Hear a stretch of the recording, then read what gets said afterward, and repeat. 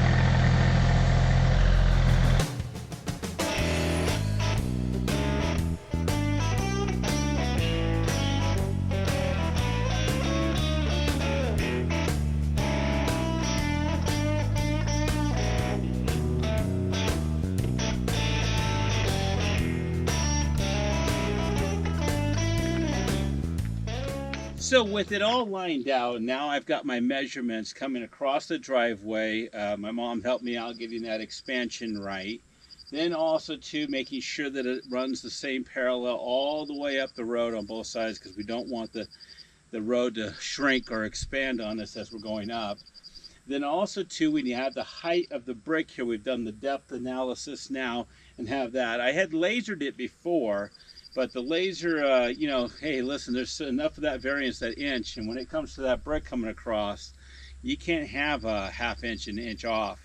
So we've now got the bubble literally laying right in the center of that, and given some of the natural variances of the bricks and maybe even the board here, it's good, it's right where it needs to be.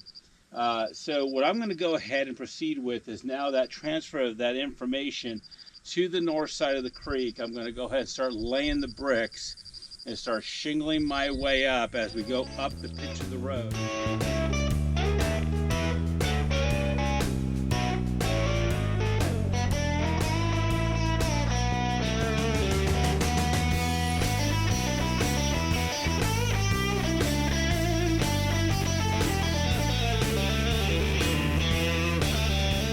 Yeah, doing this work normally would be pretty brutal, but we are in the middle of a heat wave. It's pressing close to 95 today. So it's going to be a very slow march to get things done. Nothing you can do about it, right? It's if you want to move forward now. Unfortunately, I lost a lot of time this morning putting in the lines, getting everything leveled out and getting the heights right. So yeah, unfortunately I squandered the morning away doing what had to be done. So yeah, we'll keep going, but we're going to be going at a very slow pace. Don't need a heat stroke.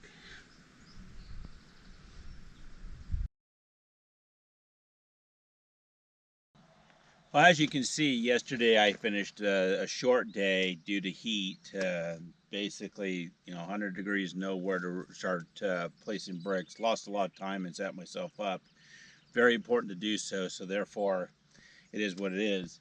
So today, what I did was I took the afternoon just dumping in a bunch of road base. So I'm going to go ahead and straighten that out and set on to setting the first course of brick on the second course. It's going to go up a notch, and yeah, keep it going. There's quite a bit of brick delay, and unfortunately there's only so many hours to do it in, given the heat wave, and we're not expecting it to break anytime soon. So if I want to get this wall up in any due logical time frame, I'm going to have to keep working.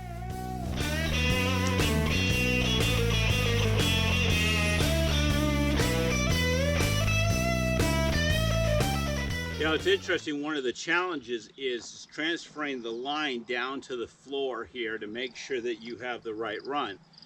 Once you have everything in place, it's over. So you've got to do your best to try to transfer that driveway wall from the east side, for whatever the value of that is, if it's done right or wrong in its direction. I don't want it to be that the road kind of, shrinks up or expands out as you're going up the driveway. So it is important to get these lines transferred to the base. I think I've done it. I think I've done it well. Worked with my mom yesterday, as you saw. I think we've done it. But, you don't really have the base. Once it's set into place, the rock's in, it's over. So the only thing you can do at the top, which is going to happen here on the third row, I'm going to go ahead and do that move to cut the top of the culvert box there, get that out of the way so that I can now drop yet another line further down so that I can see the run. It's always kind of difficult though, because what you've got is kind of tight spaces. What are you going to do? Where are you going to drop the line? Where's the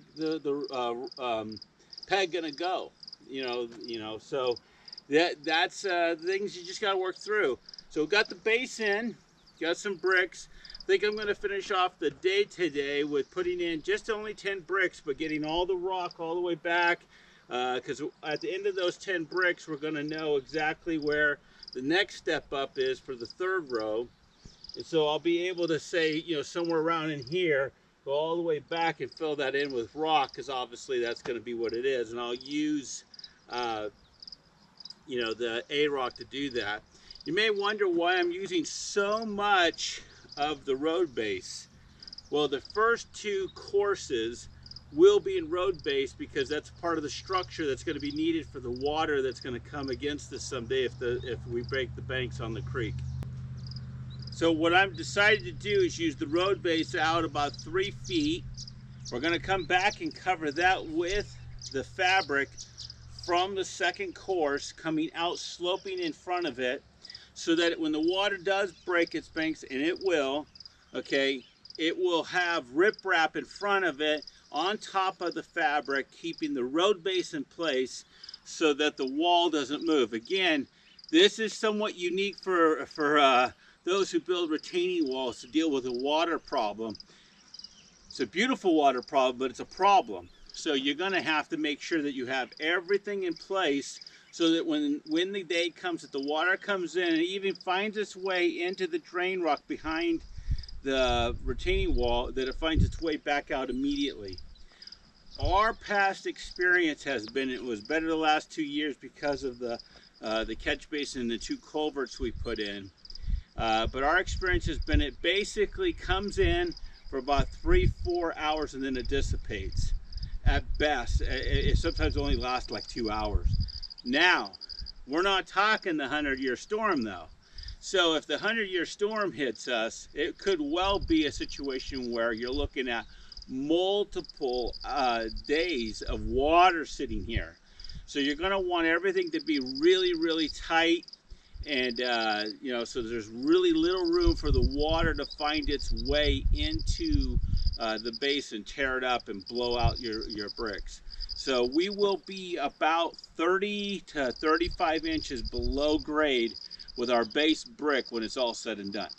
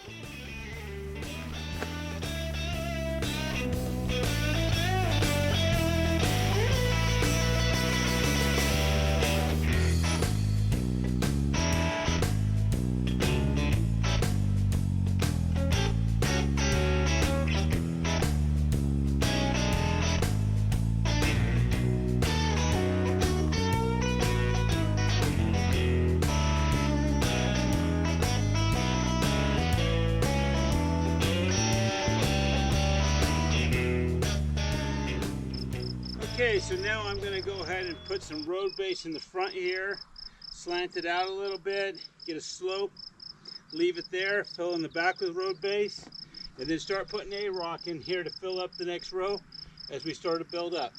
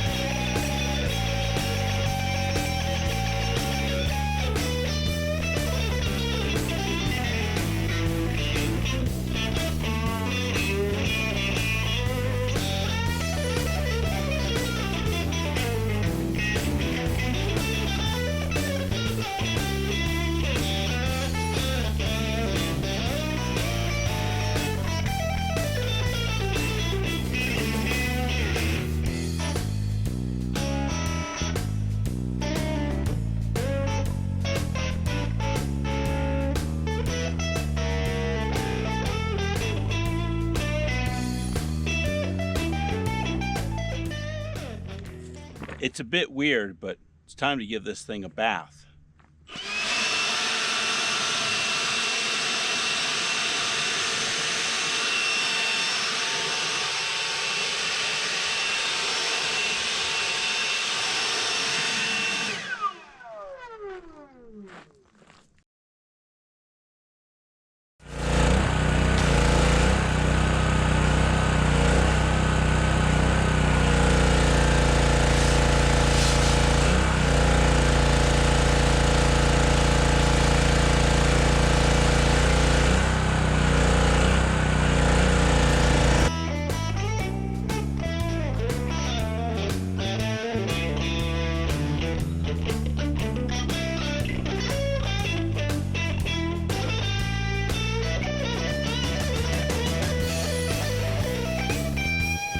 So let me tell you what I'm doing here. I'm actually cleaning this up so that I can give it a haircut. I'm going to take it down by a foot so I can build that bookshelf that I had spoken to in other videos.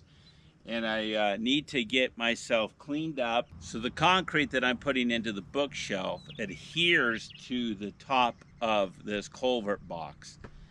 You know, also too, I'm going to paint this in the end, or stain it, should I say, so that it matches the other side. Don't really need to, but that's who I am. So I'm gonna go ahead and give this thing a haircut and build ourselves a box around it so that I can pour the concrete in to build the bookshelf, to tie out to the retaining walls. That the retaining wall will have 2 bricks and a cap that come across the top. Now on to the next course. The next course of this retaining wall will have the fabric that comes out front to protect the ground from being eroded away if we do have a flood condition situation, which does happen usually every year. So as you can tell here, I've gone ahead and built myself, this is sloping, you may not kind of see it in the video, but this is sloping up with the road base to 2 courses of brick. And then what I'm going to go ahead and, like I said, put the fabric 4 feet down, and it'll go ahead and keep this all in place when I go to put the riprap on top of it. So we're also going to have drain tile in this next course, and that drain tile will allow the water to come in and then flood back out when that day occurs. Hopefully it never does, but it probably will. So we've got to plan accordingly, and like I said in the prior videos, this is the uniqueness of this retaining wall. And if you're looking to build something that is involved with any bit of culvert area and anything like that, you've got to plan accordingly. And in my particular case, I've got to plan for this 100-year storm. So with that, I'm going to go ahead and start getting to the next course, putting in place our drain tile, putting the rock behind it, and then I'm going to have to pause and cut that top, because if I need to get that saw in there on that top, I'm going to have some room. That will be an interesting moment. That is about 6 to 7 inches thick. My blade is only 3 to 3.5 inches. You know, hopefully I don't have to go down and rent myself another cutter. I do have what I think I need.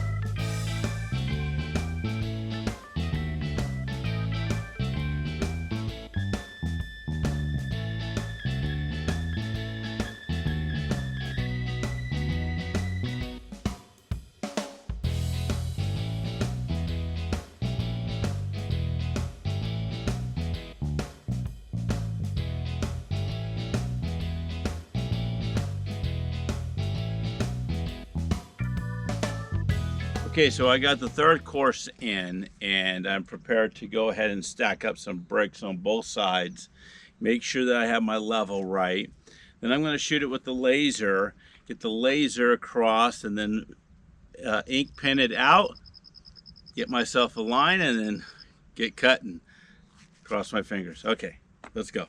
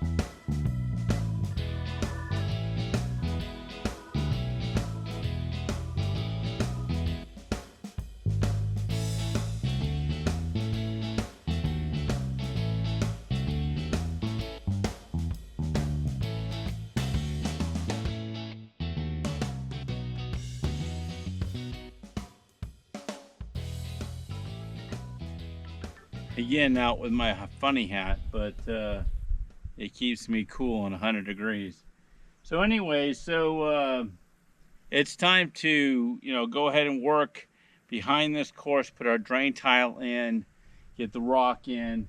With this thing cut down, we're now able to get the next course in with the geogrid going in as well, and set ourselves up for success to put the tubes in for the fence. We can't forget about the fence. That's got to get those tubes in, get that all lined out all the way down, put the rock behind it, and get those things stable and in place.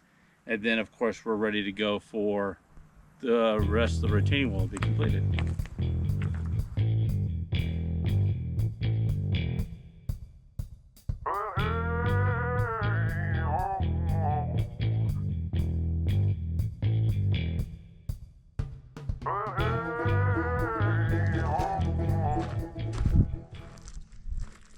I've officially been working on this project for 30 days if you include the east side retaining wall. And you know, it's kind of an interesting thing. You put a lot of work and labor into this and how much time it takes to get things done. It's a very large project.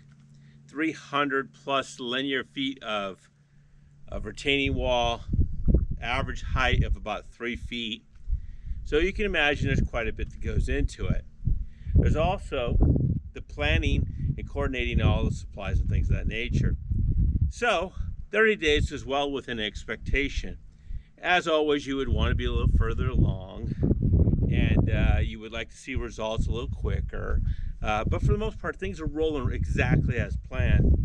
So I'll continue framing this thing up. Today we're going to put in another course and hopefully come back to the culvert box here and start building our frame, our form, and getting that all worked out. And if that progresses well, we might even pour concrete at the end of this day. I don't believe we will be. I think that'll be a tomorrow pour, but we're on the path to getting into the 4th course by the end of this weekend and getting that completed out. Technically it's a medium, then a small, large, medium, small.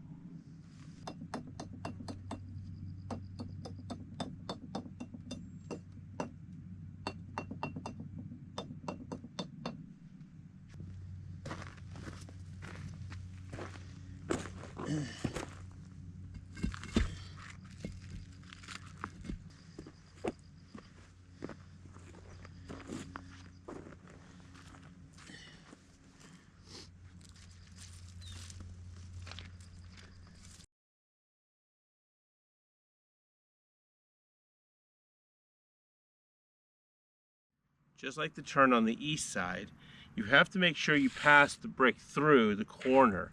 Don't try to butt joint that and leave the void here in the middle. So that's why I do, we cross over to give it greater strength. Of course, you're going to rock in all around it. However, that corner over time, if separated and not crisscrossed, will want to pull from each other. So you're going to want to do your best to get that corner to pass through and tie it together as if it was kind of like a dovetail on for wood joinery. So that's what I'm doing here.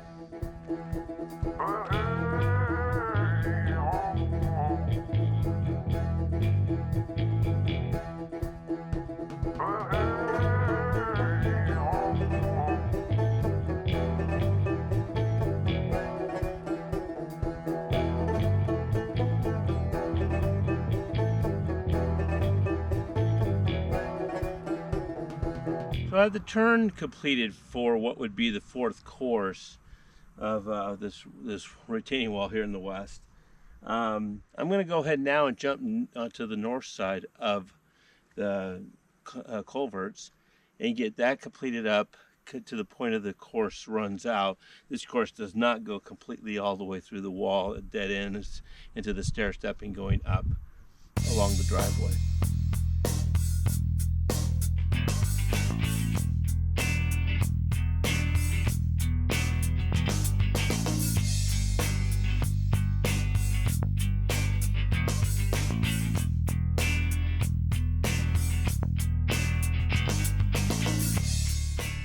With the 4th course in, I'm going to go ahead now and work towards the forming of the ledge that's going to be required for the 6th course to come across.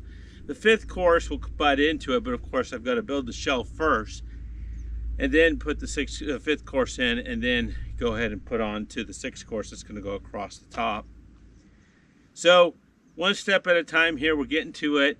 I'm going to go ahead and close out this video, and then the next video I'll concentrate all the effort that put into building this ledge for the concrete to have that 6th course to come across, the 7th course in the cap. So with that, let's close this out. Thank you for watching.